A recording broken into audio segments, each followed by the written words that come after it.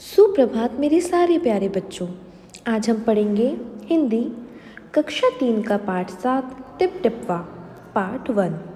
बच्चों, पार्ट 1 में हम ये कहानी पढ़ेंगे और समझेंगे कि इस कहानी में क्या है, और पार्ट 2 में हम इसके शब्दार्थ, प्रश्नोत्तर और बाकी की बुक में दी हुई एक्सरसाइज करेंगे। तो चलिए शुरू करते हैं। पार्ट 7 टिप टिपवा उत्तर प्रदेश की लोक कथा। तो बच्चों, सबसे पहले मैं बता दूं कि लोक कथा का मतलब क्या होता है। लोक कथा वो कहानी होती है जो दादी नानी या किसी इलाके के लोकल लोग कहते हों या सुनाते हों। तो ये कहाँ की? उत्तर प्रदेश की लोक कथा है। मतलब उत्तर प्रदेश के लोकल लोग जो कहानियाँ आपस में सुनाते हैं, ये वहाँ की कहानी है। तो चलिए शुरू करते हैं। एक थी बुढ़िया, उसका एक पोता था। पोता रोज़ रात में सोने से पहले दादी से कहानी सुनता। दादी रोज़ उसे तरह तरह की कहानियाँ सुनाती। तो बच्चों, ये कहानी शुरू होती है एक बुढ़िया से, एक दादी अम्मा से। ये देखो, आपको पिक्चर में ये दादी अम्मा दिखेंगी और ये है इनका पोता। तो ये दादी और पोते एक साथ रहते थे। पोता रोज़ रात में सोने से पहले दादी से कहानी सुनता। पोता रोज़ रात में क्या करता था? सोने के पहले दादी से कहानियाँ सुनता था। रोज़ जिद करता था कि दादी मुझे कहानी सुनाओ। जैसे आप लोग भी अपनी दादी नानी से कुछ कुछ जिद करते हो ना। कोई अपना पसंदीदा खाना बनवाता है, कोई उन्हें उनके साथ घूमने की ज़िद करता है। ऐसे ये बच्चा क्या करता है? कहानी सुनने की ज़िद करता है। दादी रोज़ उसे तरह तरह की कहानियाँ सुनाती, और दादी क्या करती थी? रोज़ उसको तरह तरह की कहानियाँ सुनाती भी थी। एक दिन मूसलाधार बारिश हुई। बच्चों, मूसलाधार का मतलब होता है बहुत तेज़। एक दिन मूसलाधार बारिश हुई मतलब एक दिन बहुत तेज़ बारिश हुई। ऐसी बारिश पहले कभी नहीं हुई थी। सारा गांव बारिश से परेशान था। तो बच्चों, ऐसी बारिश वहाँ उनके गांव में पहले कभी नहीं हुई थी, और पूरा गांव बारिश से परेशान हो गया था क्योंकि पूरे गांव में बारिश का पानी भरा गया था। बुढ़िया की झोपड़ी में पानी जगह जगह से टपक रहा था, टिप टिप टिप टिप। और क्या हुआ? जब ये बहुत तेज़ बारिश हो रही थी तो बुढ़िया और पोते जिस झोपड़ी में रहते थे, वहाँ क्या हुआ? वहाँ जगह जगह से उनकी झोपड़ी में पानी टपकने लगा। पानी किस तरह से टपक रहा था? किस तरह से आवाज़ कर रहा था? Tip tip tip tip. ये जो टिप टिप है बच्चों, ये पानी की गिरने की आवाज़ है। इस बात से बेखबर पोता दादी की गोद में लेटा कहानी सुनने के लिए मचल रहा था। बच्चों, मचल रहा था मतलब जिद कर रहा था। अब जो बच्चा है पोता, वो तो बहुत छोटा सा है। उसे तो समझ में नहीं आ रहा है कि मेरी दादी जो है वो ये बारिश के पानी से बहुत परेशान है। तो वो क्या कर रहा था? वो उनकी गोद में लेटा हुआ कहानी सुनने की ज़िद कर रहा था। बुढ़िया खींच कर बोली। बच्चों, खींच कर मतलब होता है चिढ़कर या गुस्से में। बुढ़िया खींच कर बोली, अरे बचवा, का कहानी सुनाए? ई टिप टिपवा से जान बचे तब ना। तो बुढ़िया ने गुस्से में क्या बोला कि अरे बचवा, का कहानी सुनाए? ये टिप टिपवा से जान बचे तब ना। बच्चों, आप लोगों को ये वाला जो वाक्य है, ये जो लाइन है, ये थोड़ी सी अलग लग रही होगी। क्यों? क्योंकि ये उत्तर प्रदेश की भाषा है। बुढ़िया ने अपनी उत्तर प्रदेश की भाषा में बोला, अरे बचवा मतलब अरे बच्चे, का कहानी सुनाए? मतलब मैं तुम्हें क्या कहानी सुनाऊँ? ये टिप टिपवा से जान बचे तब ना, मतलब ये जो टिप टिप पानी गिर रहा है, इससे मेरी जान बचे तब मैं तुमको कोई कहानी सुनाऊँ ना। पोता उठकर बैठ गया। उसने पूछा, दादी, ये टिप टिपवा कौन है?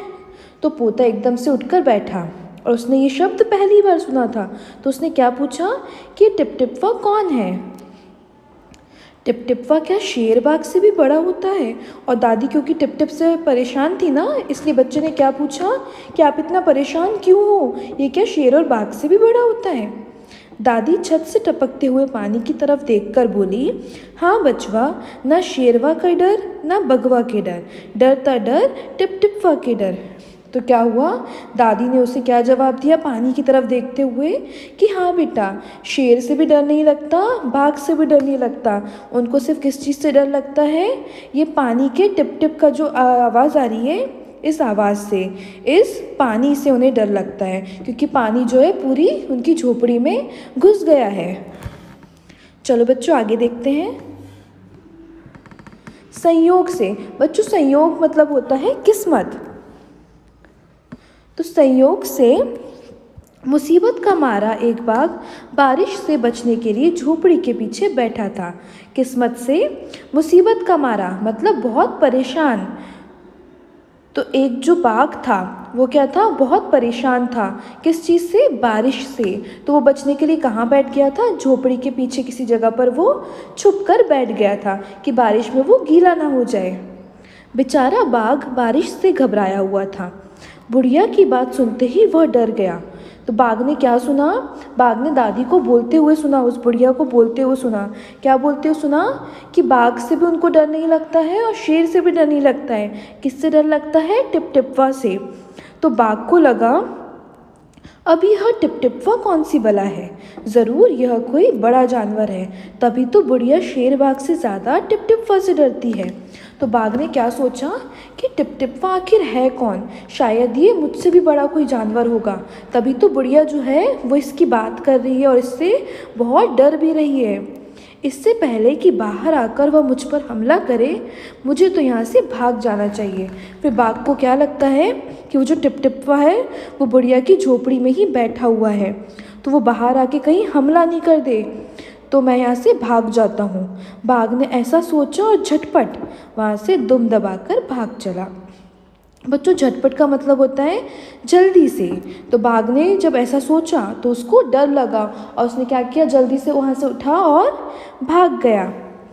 उसी गांव में एक धोबी रहता था। बच्चों धोबी कौन होता है? जो कपड़े धोते हैं और प्रेस करके हमें देते हैं ना वहीं घर पे, कपड़े धोने वाले को हम क्या बोलते हैं? धोबी। वह भी बारिश से परेशान था। सुबह से उसका गधा गायब था। सारा दिन वह बारिश में भीगता रहा और जगह जगह गधे को ढूंढता रहा, लेकिन वह कहीं नहीं मिला। तो बच्चों उस गांव में कौन रहता था? एक साथ में धोबी भी रहता था। धोबी क्यों परेशान था? धोबी भी बारिश से बहुत परेशान था, क्योंकि उसका आज सुबह से क्या हुआ था, गधा कहीं गायब हो गया था, गधा कहीं चला गया था। और सारा दिन धोबी ने क्या किया, बारिश में उसको वो ढूंढता रहा, लेकिन वो गधा कहीं भी नहीं मिला। धोबी की पत्नी बोली, जाकर गांव के पंडित जी से क्यों नहीं पूछते, वे बड़े ज्ञानी हैं, आगे पीछे सबके हाल की उन्हें खबर रहती है। तो बच्चों धोबी की जो पत्नी है उसने क्या बोला कि आप जाकर किससे पूछो? पंडित जी से। पंडित जी से क्यों पूछो? क्योंकि पंडित जी क्या होते हैं? ज्ञानी होते हैं। पंडित जी को ऐसा बोलते हैं ना कि उनके पास सब चीज़ों की खबर होती है, उन्हें सब पता होता है कि कौन कहाँ पे है, कौन क्या कर रहा है, या किसके भविष्य में क्या होने वाला है। ऐसे बहुत सारे लोग हमें बता सकते हैं जो पंडित होते हैं। तो धोबी की पत्नी ने क्या बोला कि आप जाकर पंडित जी से पूछो, उनके पास ज़रूर कोई खबर होगी। फिर बच्चों आगे देखते हैं। पत्नी की बात धोबी को जच गई। बच्चों जच गई मतलब होता है सही लगना। तो पत्नी की बात धोबी को एकदम सही लगी। अपना मोटा लट उठाकर वह पंडित जी के घर की तरफ चल पड़ा। उसने देखा कि पंडित जी घर में जमा बारिश का पानी उलीच उलीच कर फेंक रहे थे। तो क्या किया उसको, जब उसकी पत्नी की बात सही लगी तो वो अपना मोटा एक डंडा उठा के कहाँ चल दिया? पंडित जी के घर। जब वो पंडित जी के घर पहुँचा तो उसने क्या देखा कि पंडित जी बारिश का पानी उलीच रहे हैं, मतलब निकाल रहे हैं, उलीच उलीच कर फेंक रहे हैं, मतलब उनके घर में पानी भरा गया है तो वो उसे बाल्टी से निकाल निकाल कर फेंक रहे हैं। धोबी ने बेसब्री से पूछा, महाराज मेरा गधा सुबह से नहीं मिल रहा है, ज़रा पोथी बाँच कर बताइए तो वह कहाँ है। तो धोबी ने बिल्कुल कुछ सोचा नहीं और एकदम से बेसब्री से क्या पूछा कि महाराज पंडित जी मेरा गधा सुबह से गायब हो गया है, तो आप पोथी बाँच कर। बच्चों पोथी बाँच कर मतलब क्या होता है? पोथी होता है जिसमें जो पंडित जी के पास पुस्तक होती है। आपने भी कई सारे पंडित जी के पास देखा होगा कि एक पुस्तक होती है जिसमें वो कुंडली बनाते हैं, जिसमें वो सबका भविष्य देखते हैं या अच्छा बुरा देखते हैं। तो ऐसे सभी पंडित जी के पास उनके शास्त्र की पुस्तक होती है। तो धोबी ने क्या बोला कि आप अपनी पोथी बाँच कर, मतलब अपनी वो पुस्तक में देखकर बताइए कि मेरा गधा कहाँ है, क्योंकि वो सुबह से मिल नहीं रहा है। सुबह से पानी उलीचते उलीचते पंडित जी थक गए थे। धोबी की बात सुनी तो झुंझला पड़े और बोले, बच्चों झुंझला पड़े मतलब चिढ़ पड़े, चिढ़ गए और गुस्से में क्या बोले वो मेरी पोथी में तेरे गधे का पता ठिकाना लिखा है क्या, जो आ गया पूछने। अरे जाकर ढूंढ उसे किसी गड़ई पोखर में। तो पंडित जी क्या कर रहे थे सुबह से, वो बारिश से परेशान थे। वो पानी निकालते जा रहे थे घर से, लेकिन घर में फिर भी पानी घुसते जा रहा था। तो जैसे ये हमारे धोबी ने अपने गधे के बारे में पूछा तो पंडित जी क्या हो गए, बहुत चिढ़ गए कि ये मुझसे क्या पूछने आ गया, एक गधे का पता। अब मैं ये सारा काम छोड़ के इसके गधे का पता बताऊंगा क्या। तो धोबी जी तो जो पंडित जी है वो बहुत चिढ़ गए और फिर उन्होंने क्या बोला कि मेरी पोथी में तेरे गधे का पता लिखा होगा क्या, जाकर उसे किसी गड़ई पोखर में ढूंढ। बच्चों, गड़ई पोखर का मतलब होता है एक छोटा सा तालाब जहाँ पे बारिश का पानी इकट्ठा हो जाता है। तो पंडित जी ने उसे बोला कि किसी गड़ई पोखर में जाकर उसे ढूंढो, मेरे पास उसका कोई पता नहीं है। और पंडित जी लगे फिर पानी उलीचने, और फिर पंडित जी फिर से अपने काम में लग गए पानी निकालने के। धोबी वहाँ से चल दिया। चलते चलते वह एक तालाब के पास पहुँचा। तालाब के किनारे ऊंची ऊंची घास उग रही थी। धोबी घास में गधे को ढूंढने लगा। तो बच्चों, धोबी वहाँ से तो निराश होकर आ गया क्योंकि पंडित जी ने उसे पता नहीं बताया। चलते चलते वो कहाँ पहुँच गया, एक तालाब के पास। तालाब के किनारे ऊंची ऊंची घास लग रही थी, मतलब बहुत जो ऊंची ऊंची घास थी वो तालाब के किनारे पे लग रही थी, क्योंकि वहाँ पे कोई घास काटता नहीं था तो बहुत ऊंची हो गई थी। धोबी घास में गधे को ढूंढने लगा। किस्मत का मारा बेचारा बाघ टिपटिपवा के डर से वही घास में छिपा बैठा था। और जो हमारा बाघ था, जो कहाँ बुढ़िया की झोपड़ी के पीछे बैठा था, वो किससे छुप के यहाँ बैठ गया था, टिपटिपवा के डर से वो इसी घास में बैठ गया था। धोबी को लगा कि बाघ ही उसका गधा है। उसने आओ देखा ना ताओ और लगा बाघ पर मोटा लट्ठ बरसाने। बेचारा बाघ इस अचानक हमले से एकदम घबरा गया। तो क्या हुआ बच्चों, फिर धोबी जब ढूंढ रहा था उसके गधे को तो वहाँ पे उसको बाघ मिला। बाघ डर के वहीं पे बैठा हुआ था। तो धोबी को क्या लगा कि शायद यही उसका गधा है। तो धोबी ने अपना जो मोटा वाला लठ लेके वो घूम रहा था, जो मोटा डंडा लेके वो घूम रहा था, उसने उठाया और बेचारे बाघ को एकदम से मारने लगा। और बेचारा जो बाघ था, जो पहले से टिपटिपवा से डरा हुआ था, वो इस अचानक हमले से और घबरा गया।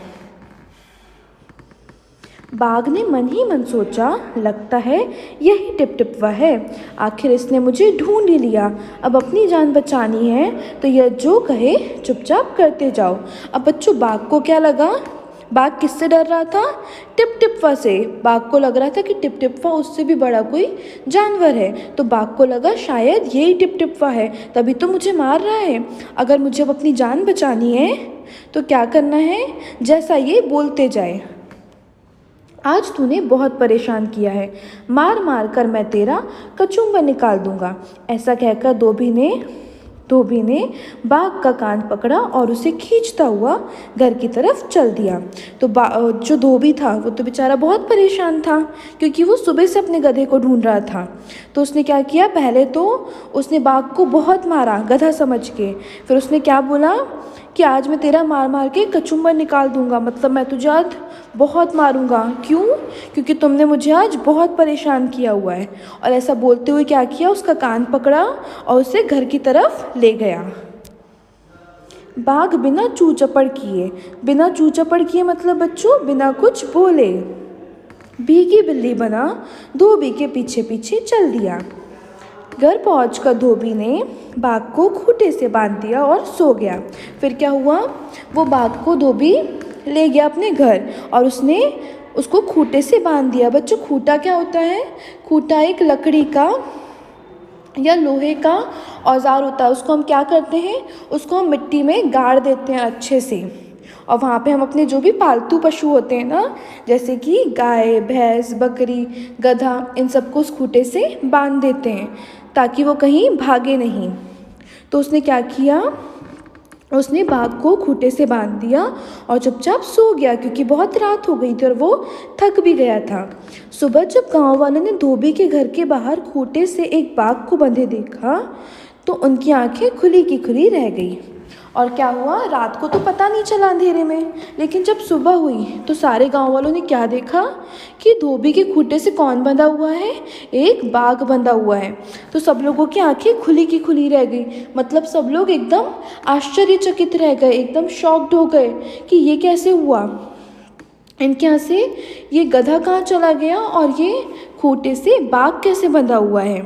तो ये बच्चों हमारी एक छोटी सी कहानी थी बारिश के ऊपर, और क्योंकि इसमें पूरी कहानी में बारिश हुई है तो इसलिए इस कहानी का नाम रखा हुआ है टिप टिप वाह, क्योंकि सब लोग इस कहानी में बारिश की जो आवाज़ थी टिप टिप वाह और बारिश थी बहुत तेज़ वाली, उससे बहुत परेशान थे। बच्चों ये कहानी लिखी है गिरिजा रानी अस्थाना ने, गिरिजा रानी अस्थाना जी ने ये कहानी लिखी है। आशा करती हूँ आप सबको ये कहानी पढ़ के मज़ा भी आया होगा और ये कहानी समझ में भी आ गई होगी। Thank you for watching.